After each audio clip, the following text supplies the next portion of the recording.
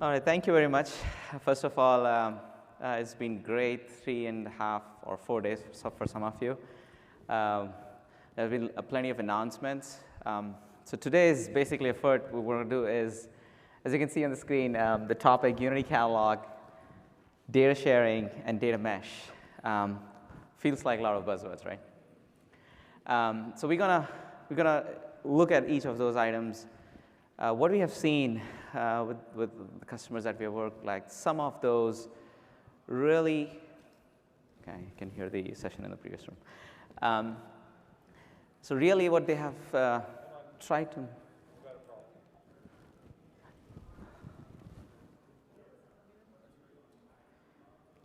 awesome.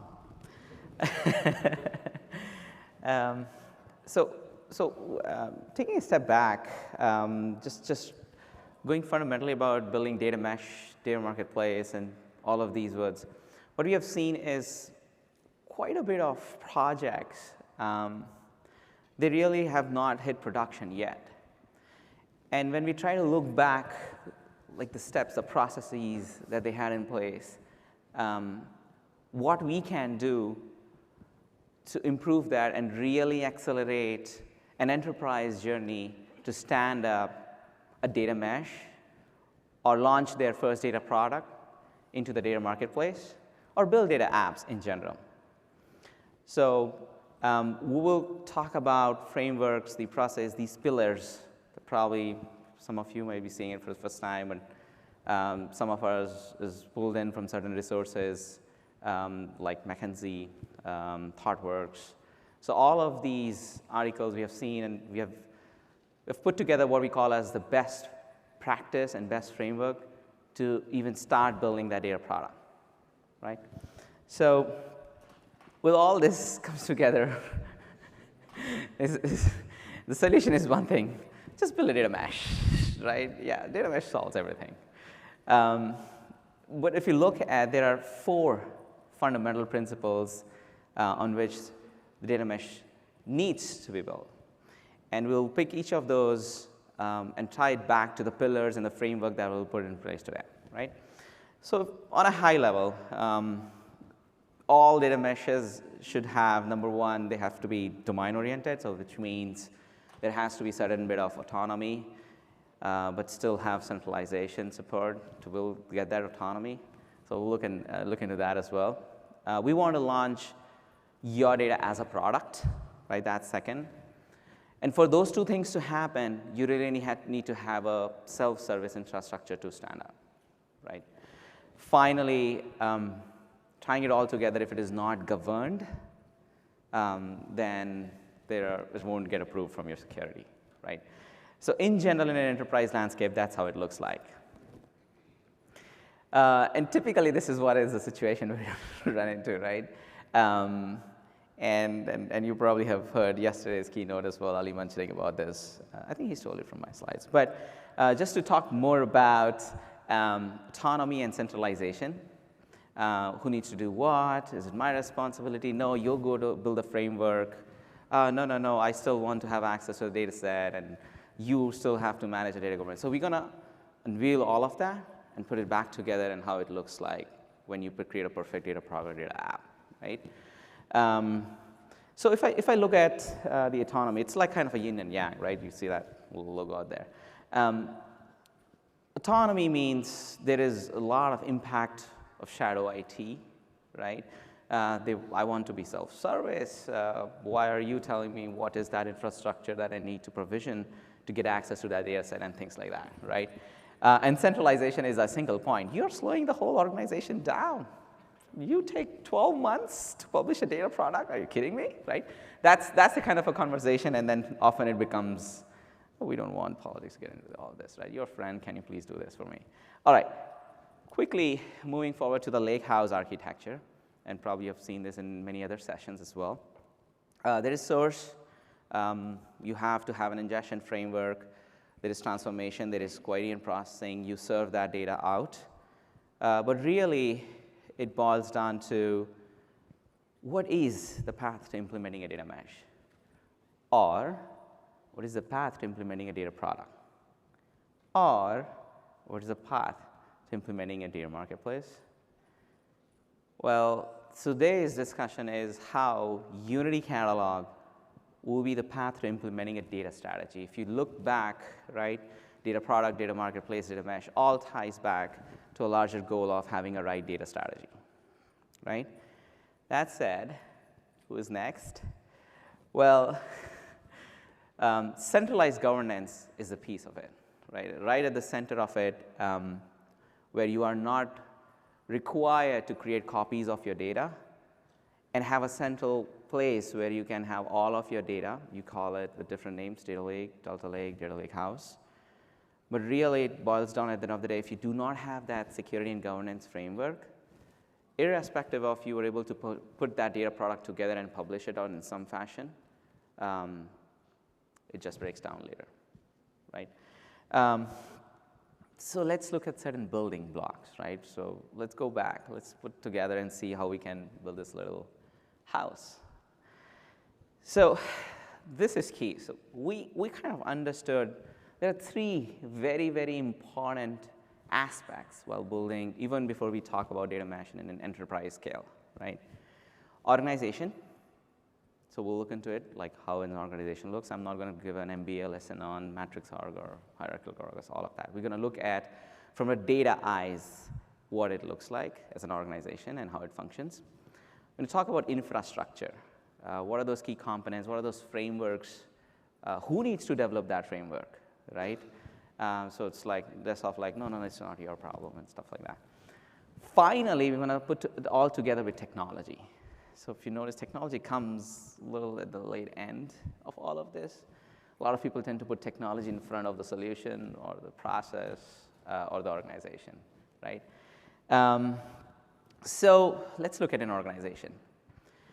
If we want to enable data mesh, right, so you would definitely should have an exec sponsor who will basically tell, hey, this is the vision, these are the business priorities, these are revenue, these are non-revenue generating ones. And the data governance team and the data architecture team comes into play, conjoined with then forms, hey, there is a data product team. There is a delivery team which is responsible for making sure that data product is updated and maintained always. And of course, you have your, the PMO team, right, to do that project management planning. The important piece is right at the bottom of that triangle. Those are your data domains. You have sales, you have finance, and different data domains and different lines of businesses. Who are your customers when you're looking at, from an organization's perspective, from the exec sponsors, top of the pyramid, right? So if I just take one data domain and try to look into like what goes inside that data domain, so you will see sales as an example here on the right-hand side of your slide. Just that sales division or organizational unit or BU has SMEs. They have their own engineers. So at that time, they are seeing there's a lot of autonomy and they can do the things themselves. I don't need central IT and stuff like that. And then you have domain leads who have that expertise, right? That is very well required for all your analytical needs. You have to have that business knowledge. And then there are regular other business processes surrounding it. In this scale, if we go back again a little bit, data products always existed. They always existed, but they had a legacy flow. They were clearly walled. They were working on isolation and stuff like that. And then there comes the modern data stack. So what we did was we took the previous data product landscape and then tried to put it into what would a data lakehouse mesh architecture in practice look like. And then comes the emergence of the medallion architecture, which is the bronze, silver, and gold. And where does things fall in place? I was conversing with one of my customers, and they were asking like, hey, this particular piece, something called as feature store, where would it fall, right? Is it in the bronze layer, silver layer, or maybe in the gold layer, or maybe platinum, right? And I took a while, I took a pause, and I thought, okay, what falls in the bronze? Is the raw data, it's this very closest copy of what you have in your source systems. Silver is semi-augmented, cleaned up, transformed, quality matrices are met in that layer. But then comes the goal, which is, or platinum, which is basically a derived data product. So if you have features that you're building which enables a data product and it is a derived form of what you have ingested in bronze and silver, then that falls in the gold category, right? So this is kind of like a guiding principle of where and should certain features that enables your data apps or powers your data marketplace or your data product should fall, all right? And coming governance, that's how I started the topic, right? So if you look at enterprise data sources, you have governed, you have external data sources, which today use legacy techniques or techniques that live forever. That's what I call grant and revoke statements to basically govern that data. Now, once you're trying to build towards like a data lake or a data lake house strategy, with all the organization that we talked about in place, you would need department-wise or BU-wise capability for being able to subscribe to that data product that you have built together. And then it eventually boils down to whether in that business unit, should that user have access to that data, right? So this is how typical the flow looks like when you're implementing the mesh. Now, does that mean you have to sit and provision or deprovision users in each data domains to enable the data mesh or get access to the data product? No. There are automation capabilities that are there, which is, we call it as a SCIM APIs, which will actually take different business units, right, and sync that and make your BUs ready to go in an automated fashion. So you don't have to sit and write those grant and revoke statements. They can be fully automated all the way back to your organization's Active Directory groups. And therefore, that pyramid, the exec sponsor, the data domains, right? This is how the flow really ties into the whole framework. Talking about frameworks, and this is where the interesting question about who should own what, and what really matters in the modern data stack that I was talking earlier. If you just look at what really matters in your modern data stack is right at the center, you have your DevOps process, which basically is self-service infrastructure, a lot of automation to provision, deprovision, the technology that is there. But needs to be surrounded with features like, do you have lineage and observability around it? Do I have metadata access to it? Or is it just data that is getting shared? What kind of automation? What kind of integrations that are available? How can I manage permissions around it? And what are the different tools and libraries and connectors that are available? But if I just take each piece of it and again look at a sample framework, just like data ingestion framework, what are those 5 steps that is required to build my framework? And this is an example of data ingestion. You would have a similar framework for data quality, right? You will have a similar framework for connecting to any other federated tools that you have in your ecosystem, right? So the goal here is basically not to force any of your BUs or data domains to adopt a technology. But if you're looking from a central IT perspective, what you're really doing here is, what have you pulled together as an organization, is it really interoperable? Everything should be interoperable, right? And we're going to cover some aspects about interoperability up to the data level, and the solution Unity Catalog and Databricks Data Lakehouse, why it matters and stuff like that. Now, talking about the data product architecture itself, let's navigate through the process even before we try to define these frameworks and all of that, right? What does a typical data product architecture, or how does a process looks like, right? What it takes. Number one is the self-serve platform requirements, and this is derived from or defined by Zhamak, who's I would say she coined the term data mesh. And we try to draw parallels about Databricks specifically as a tool, as an example. What was defined are the requirements of a self-service infrastructure, just like the way we saw the data ingestion framework.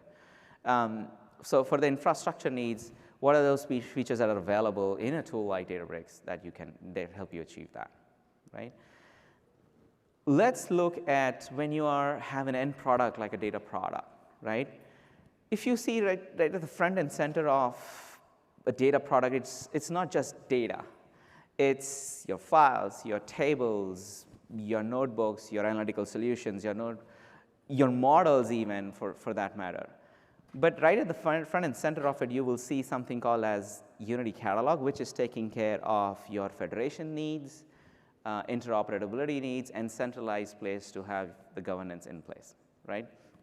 Now, right at the bottom right, you see Terraform, which basically answers the question that we were seeing in the previous slide of self-service infrastructure.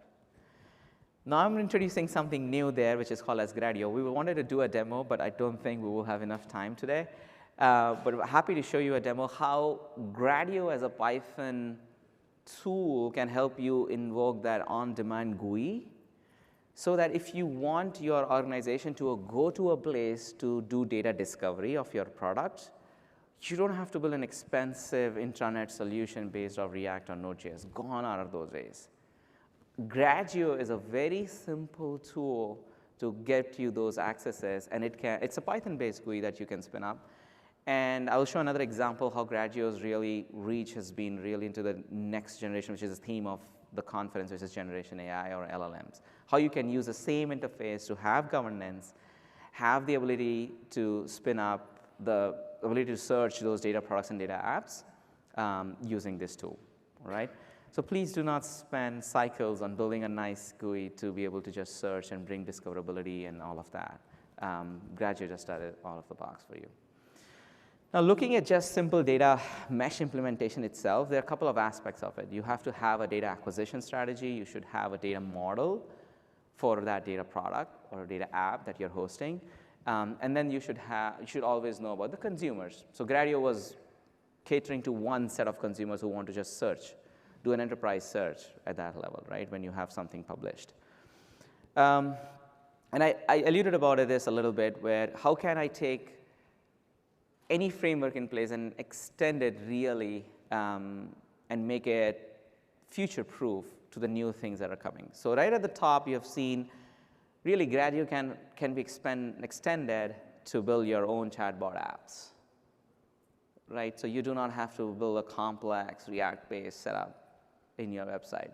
Gradio can do it if you have the rest of the framework that I talked about in place. Second is just going back a little bit about data catalog apps. I mean, there are other tools that are ready to go, but it is not difficult because Unity Catalog APIs do allow you to integrate or be called, and you can really build your data catalog app on yourself. And what gives the organization from the pyramid, going back to the pyramid, it gives you the power and autonomy to operate and cater to different BU's needs. You can really configure it if you really own it. So this is the piece. So frameworks, architectures, and the tooling that you're using should be interoperable and should not overwhelm your BUs and data domains that is using their own tool stack, right? This is a process how the medallion architecture basically comes together about like, oh, you have data sources, you have data store where you have bronze, silver, and gold, then you have data products, and this is where your data domains live. But then if you want to go to the next level where your data apps and data marketplace really exist, where the consumer pattern is, and finally, can you take the same app and push it out to edge devices? This is the next thing. And you really need capabilities to interact with your data, the format in which the data is. It should be really having the capabilities to really expose it all the way out to the edge devices, something like Node.js as a connector, right? That said, just circling it back together from infrastructure, architecture, and framework perspective. So what we talked about is organization, infrastructure, architecture, and frameworks, and then the technology piece that which we're going to cover soon. But really bringing it all together, what you see here is your architecture should be really reusable and serviceable. So we talked about Terraform. We talked about how the infrastructure can be self-serviceable, and what are those building blocks that are required to form or create your data mesh in an interoperable manner. All right, so just double-clicking the technology behind that data product that you have just published. If you look at that, right at the bottom is the most critical piece, what is called as a federated sharing layer. For each of your data domains, there is a data model that we talked about, right? Once you have that, there has to be data exchange or being able to read and write, both read and write, into that federated sharing layer, where you're basically able to share your data, share tables, share products, right, share volumes, share features. So gone are the days where you're just sharing M cross N structured, fully defined tables. You really need data which is unstructured, images, for your bots to be able to interact with it, understand what's there behind it, and just give the answers in your apps, like a chatbot app, which is specific for your organization. Now, talking about key components for data mesh, I would like to have my colleague Tom to touch base about key components about data mesh. Awesome. Can you hear me? Yep. Awesome. Suri is not done yet. So obviously one of the key components of data mesh is Unity Catalog. We've been building up to that. Just want to kind of compare and contrast. Unity Catalog has not been around that long. Obviously it's come a very long way, and obviously you've seen in many sessions all the things we have planned for it. But without Unity Catalog, all these Databricks deployments within a customer's environment were very independent. Even though we had Delta and customers could plug in to Delta, it really wasn't connected. The security and the governance was not integrated, right? And if we look at what Unity Catalog gives us, is tying all the user management, the metadata, the governance, the access controls, and it's also tying all the workspaces together. So you just need to manage the security once, and then it doesn't matter which workspace or environment that you use, you can get access to the data. So I want to double click down on the 4 key principles that we talked about that are really tenets of how you would design a data mesh architecture. So if we look at Unity Catalog, specifically how it's organized, you'll see we've got obviously the meta stores, we have the catalogs, and then within the catalogs we have schemas, and we have within the schemas a lot of the Databricks database objects. So that would be your tables, your views, and we're also extending it to include additional things like UC volumes, machine learning models, eventually Lakehouse apps, right? So we have a lot of exciting things planned for it. But if you're really focusing on catalog, that's really your data domain. And so when you create these catalogs within the meta store, you can have one like for HR or one for finance. You can let the data stewards within HR manage the data and the databases and the tables within their own catalog. Again, so they can then create their data products there. They can go ahead and create the security and governance. And then, of course, when they grant access outside of their business unit, like HR wants to grant access to somebody else within the organization or finance does, they can just grant access, and then whoever they grant access to, they can use their own compute, whether that's a Databricks environment or even a non-Databricks environment, to then get access to that data product. The other thing is obviously, how do we create these data products, right? So you need to provide a set of tools and capabilities, right? So you look at the Databricks Lakehouse platform, we have everything you need to be able to ingest that data, process it both batch and streaming, be able to do all your data quality, error handling, being able to observe your pipelines, being able to orchestrate all this, right? Going through your standard medallion architecture, and of course then providing these data products out to your end users in whatever way they see fit, including persona-based access. And again, what ties all this together is Unity Catalog, right? It's being able to govern this data as it goes through the environment. Number 3, self-service infrastructure platform. So obviously, if you look at what we're providing, Databricks are providing all these capabilities, the notebooks, the SQL editors, the Delta live tables. But if you also drill in, you can see here, you can have all these standard Databricks deployments, and you can even have non-Databricks deployments be able to plug in and get access to the data within this environment. So again, it's another way for you to be able to manage and govern this. Again, check all these boxes. And then the fourth one I want to touch on is, again, Unity Catalog ties all this together. So they can come in, access, the Databricks with their workspace. With Delta sharing, there's a ton of access for a lot of external tools to be able to plug in. And then recently, we just announced a Hive compatibility mode. So it's just a Hive Metastore API. So anything that will work with a Hive Metastore will just plug into the Unity Catalog and be able to get access directly to these data products. The other thing that we announced this week was the federated query. So again, you can just provide connectivity to these external data sources, these tables, but they just look like they're part of the Unity catalog, they're tables. So again, you can just manage it just like any other data asset, and then users are able to query these assets from Databricks or from some other tool through the Unity catalog, and then get direct access to these as well. So, we want to go beyond the Lakehouse. So one of the tenets is, within Databricks, we want to be open. So we want to give you the ability to, connect any of your external tools. So you might have, another group within your organization, internal or external, that wants to get access to this data product, but they may not necessarily have a Databricks or want to use Databricks, right? They may have another skill to use another tool, and just be able to plug into this data that exists within your ecosystem here. So touch a little bit on this Unity Catalog Hive Metastore API. So again, you're managing everything within Unity Catalog. There's this Hive Metastore interface. And then if you think about all these tools that work with Databricks, with Delta data, or even beyond, like now we just announced support for Iceberg and Hootie as well, they can just basically plug into this Hive Metastore interface and then get direct access to the underlying data product. And then the other thing would be the federated query. So not all of your data is going to exist in an object store, right? A lot of your data is going to exist in a traditional RDBMS. So with this model now, you're going to be able to plug in to SQL Server, Snowflake, Redshift, MySQL, Postgres. I think we just added support for Synapse. And then we also, I think in the next couple quarters, we're going to have a lot of additional connectors that you can then add within the environment. So I think the key theme here is that Databricks gives you everything to manage this in a unified way within the Lakehouse, but we can also provide easy access to external clients to be able to plug into this data in a very secure and governed way. Full auditing, governance, and control.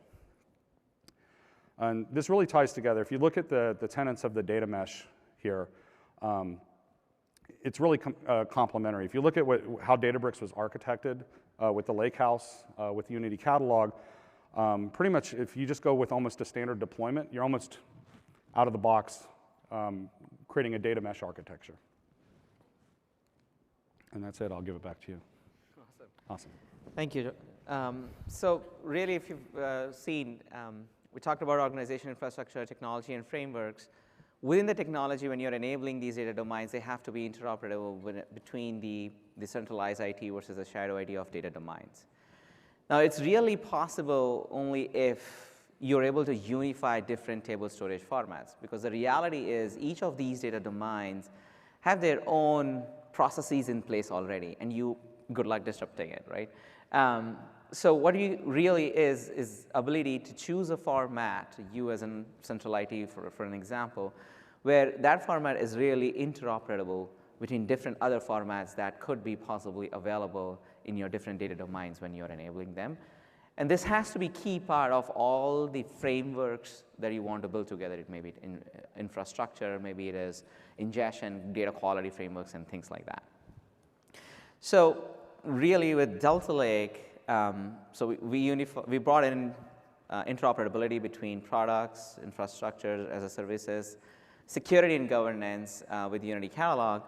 Now comes the turn about the metadata itself. Because when you're really sharing data and when you're really building those data products, the metadata really has to be also shared. Otherwise, they will not know how to use that or consume that. And that's only possible if there is a uniform format or a universal format. We call it uniform. And this is really possible with Delta as a format where you can have any or all of those 3 table formats that you see on your screen, store your data, and which is at the day underlining storage. If you look in the actual storage locations, they are all Parquet format, but also store some additional metadata. And if you can make that metadata interoperable, that's really key to success to your data product. Like I said, with Uniform, you should be able to now do that, where you can have your data stored in Delta, but your data domains can read and write as if they are using their own preferred storage format. This is really game-changing to fast forward the whole cycle of publishing your data products or consuming it and writing it back as well. Some of the feature work that we want to talk about, as well as some things to consider. Really, the CDN feature for Delta sharing, when you're looking at Delta sharing across the organization or external sharing, And also looking at how do you monitor the consumption, like who is accessing your data product, like what is the frequency, what are the different rows, columns that they are accessing, how do you monitor all of that? And with the ability to do query federation, the biggest question always comes on the table is, should we ingest this data? Because now query federation is available, can we just directly read it and let the systems as they are, like as is, right? So real question is, should we ingest or should we federate? That's a new challenge on the table. We have some thoughts around it, but we'd love to hear what others are doing as well. Finally, to tie it all together, there is no talk, which if all talks are incomplete if you don't talk about LLMs. So how all of these come together with LLMs as well. So I'm going to show a little bit of a pattern with Gradio that I was sharing earlier, where you are using that tool to do really data discoverability and data accessibility or data exploration, how it ties back in the scenario of LLMs as well, right? How you are making that as future-proof instead of building it from the ground up. Some things to consider while you're doing or implementing delta sharing or hosting your data product or a data app is egress costs. More copies of data that you create, and if it is not central, there is always a possibility of overlooking egress and ingress charges. So something to consider highly. The other thing is your cloud vendor may charge you for establishing a secure connection, right? So that's something really important to consider. And also data compliance. Who is accessing what kind of data, and is it even allowed to share in that geographical location or not, right? There have been some discussions around one metastore per region to accelerate or have more centralized view of security and governance. That's the whole theme of the topic today, right? How you can have a centralized governance. But if you have multiple metastores in a region, that also will require soon a need of a federated security structure or a framework, right? So we don't want to get there, but yeah, that's some things to consider about. I was talking about this like for the 4th time, but let's see how it is all possible. What you see on the left-hand side is a simple Gradio UI. It's a Python-based GUI. Where it's actually doing is calling a function, so it is basically leveraging text-to-AI function that Databricks SQL has today. And it gives you that interface where you can give a context to avoid hallucinations, right? I mean, this is going to mature. This space is going to mature very, very fast. But what we are trying to do here is, yeah, with that context, you're basically telling that, and you may have seen that example where in the keynote yesterday where Casey was talking about Spark Connect, the open source model, which has no idea of your data domain or a business context, gives us a different answer versus others. So with this, if there is a possibility to give a context and ask a question, can that give you an answer, right? So what you see on the right-hand side below is, yes, so there is a schema defined where you have some museum table, and you want to query what are the visitors, and you just ask a question, which museum has the lowest average visitor's age, sorry. And then in that context, what is happening is basically you're asking a question in plain English, which is a new language of programming now. It goes and builds a query for you because it now has a schema, which is the context, joins that and gives you the response for you, right? This space is going to mature very, very fast, right? What we are doing is really putting things together still to enable that English language as a programming paradigm. But yeah, it requires you to have the context, the schema defined, which will probably, we hope, that will fade away soon in the future. Just to recap, before even starting on a data mesh or data marketplace or data product or a data app project, we should really think about organization, infrastructure, and technology and the frameworks that I talked about. Second, the catalogs that integrate with the business concepts. Really, that's what we were talking about. Business data knowledge, which is what is Unity Catalog, and as well as the metadata. So do not stop by just sharing the data, but you have to also think about what about the metadata. Is it interoperable? Is the metadata interoperable? What is the format that you are using versus what is the rest of the organization using? Do you really want to work around it and things like that? And is there a support for AI inherently? So I'm just leaning towards Gradio again, but whenever you're building your own GUI or data discovery or a data catalog app, is it really supporting AI inherently, or you really need to move that data to a different place to be able to support that. Because when you're doing that exercise, you have to build the governance on top of it, you have to build the metadata, the whole data transfer, the egress, ingress, cross, and so on and so forth. So it just makes you slow, and it's a very, very expensive operation in general is what we have seen. The more the apps are closer where your data reside, the faster you will move in a more agile manner as an organization, as an enterprise as a whole. Awesome. We talked about a little bit of processes and structures and frameworks, who need to pick what, whose responsibility is what a little bit. But that's pretty much it. I hope you have some key takeaways of framework in mind when you are approaching or building data apps in your own enterprise. We wanted to do a demo, but I think we are short of time. But we're happy to meet off stage, talk in more technical details and implementation details. I hope you enjoyed the session. Thank you.